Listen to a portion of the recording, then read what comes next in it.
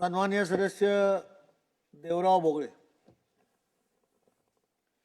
माननीय अध्यक्ष महोदय, महाराष्ट्र विधानसभा नियम 293 अन्वये मी या ठिकाणी बोलायसाठी उभा. खरं तर AI फॉर ॲग्री 2026 हे कृत्रिम बुद्धिमत्तेचं धोरण महाराष्ट्राने अवलंबलं आणि त्याबद्दल मी या राज्याचे मुख्यमंत्री देवेंद्रजी फडणवीस साहेब यांचं मनापासून अभिनंदन करतो. खरं तर कृषी क्षेत्रामध्ये स्वतंत्र AI धोरण राबवणारं महाराष्ट्र आपलं पहिलं राज्य आहे. अध्यक्ष महोदय, आपल्याला माहीत आहे की आपण अगदी लहानपणापासून ऐकत आलो की भारत हा कृषीप्रधान देश आहे आणि शेतकरी या देशाचा कणा आहे. जो शेतकरी या जगाचा पोशिंदा आहे तो शेतकरी आजपर्यंत परंपरागत शेती व्यवसाय करायचा. गेल्या अनेक वर्षापासून आपण परंपरागत शेती व्यवसाय करायचो, परंतु या परंपरागत शेती व्यवसायामध्ये मात्र शेतकरी हा पुढे येत नव्हता. जो शेतकरी एका एकर शेतीला नांगरायसाठी 13.5 किलोमीटर शेतामध्ये आडवा उभा चालतो आणि एका दाण्याची 1000 दाणा करतो. शेतकरी असा एक राजा आमचा की जगाचा पोशिंदा, पण या जगाच्या पोशिंदाला खरं न्याय देण्याचं काम गेल्या 10 वर्षापासून या देशाचे पंतप्रधान माननीय नरेंद्रजी मोदीजी आणि आपल्या राज्याचे मुख्यमंत्री सन्माननीय देवेंद्रजी फडणवीस साहेब यांच्या नेतृत्वामध्ये सरकार काम करत आहे. आणि मग शेतकऱ्याला पुढे आणण्याकरिता शेतीमध्ये नवीन तंत्रज्ञानाची आवश्यकता होती आणि आपण पाहतो की जगामध्ये रोज नवीन नवीन तंत्रज्ञान येत आहे, पण शेती या व्यवसायामध्ये आजपर्यंत हे तंत्रज्ञान वापरण्यात येत नव्हतं. पण आता AIच्या माध्यमातून या राज्यातल्या शेतकऱ्याला शेतीचं अचूक निदान या माध्यमातून प्राप्त होणार आहे. अध्यक्ष महोदय, शेतकऱ्यांचे काय अडचणी आहे की शेतकऱ्याला आपल्याला माहीत आहे की त्याला अवेळी येणारा पाऊस असतो, निसर्गाचं जे रौद्ररूप असतो, या निसर्गाच्या रौद्ररूपाच्या माध्यमातून शेतकरी नेहमी हवालदिल झाला. जो शेतकरी आपल्या मुलासारखं आपल्या शेतीच्या पिकाचं रक्षण करते, जेव्हा पीक त्याच्या हातामध्ये यायची वेळ येते पण त्यावेळी अतिवृष्टी होते आणि हातात आलेलं पीक त्या ठिकाणी नाहीसं होते, तो शेतकरी आपल्या डोळ्यांनी स्वतःचं नुकसान होताना पाहते. मग अशा या संकटाच्या काळामध्ये AI सारख्या तंत्रज्ञानाच्या माध्यमातून त्या शेतकऱ्याला त्या ठिकाणी हवामानाचं अचूक निदान होणार आहे.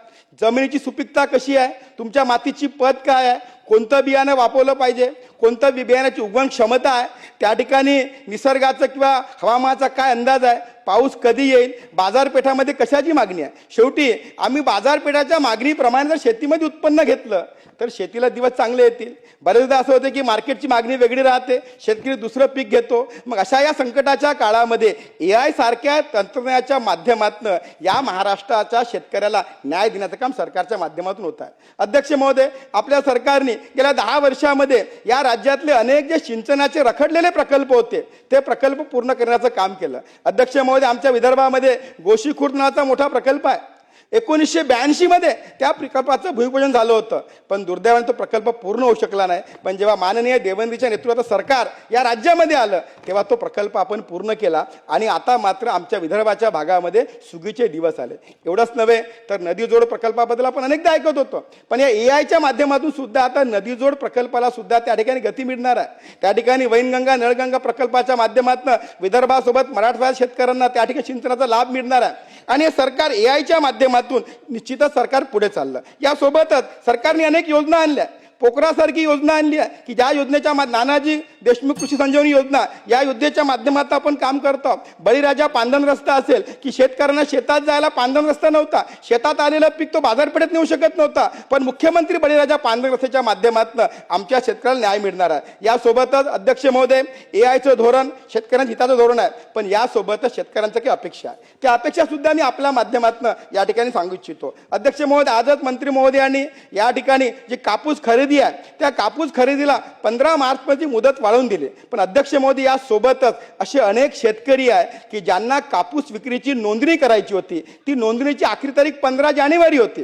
त्यानंतर अनेक शेतकरी नोंदणी करू शकले नाही. माझी या माध्यमातून सरकारला विनंती राहणार आहे की ज्या शेतकऱ्यांनी नोंदणी केली नाही त्यांना जर आपण पुन्हा मुदत वाढ दिली तर निश्चितच आमचा शेतकरी कापूस त्या CCIला देऊ शकतो. यासोबत अध्यक्ष महोदय की माझ्या मतदारसंघामध्ये त्या ठिकाणी वन्य प्राण्याचा मोठा हौद असतो, रान रानडुकरं उभे आलेलं पीक त्या ठिकाणी नेस्तनाबूत करतात. त्या ठिकाणी बिबट असेल, गवे असेल, या माध्यमातून सुद्धा सरकारने लवकरात लवकर आमच्या शेतकऱ्याला नुकसान भरपाई दिली पाहिजे, ही शेतकऱ्यांची अपेक्षा आहे. यासोबतच सिंचनामध्ये मोठं काम आपल्या राज्यात सुरू आहे. माझी आपल्याला विनंती राहणार आहे की माझ्या राजुरा मतदारसंघामध्ये गोंडपिपरी असेल, राजुरा असेल, कोरपणा असेल की जिवती असेल, या भागामध्ये सुद्धा सिंचनाच्या सुविधा आम्हाला उभ्या करणे आवश्यक आहे. जर या सुविधा आम्ही उभ्या केल्या तर निश्चितच या भागातल्या शेतकऱ्यांना आम्ही न्याय देऊ शकतो. मी पुन्हा एकदा या राज्यातील शेतकऱ्यांच्या वतीनं या राज्याचे लोकप्रिय मुख्यमंत्री आणि दोन्ही उपमुख्यमंत्री डॉक्टर राहुल यांचं पाटील. शेतकऱ्यांच्या माध्यमातून मनापासून अभिनंदन करतो. धन्यवाद.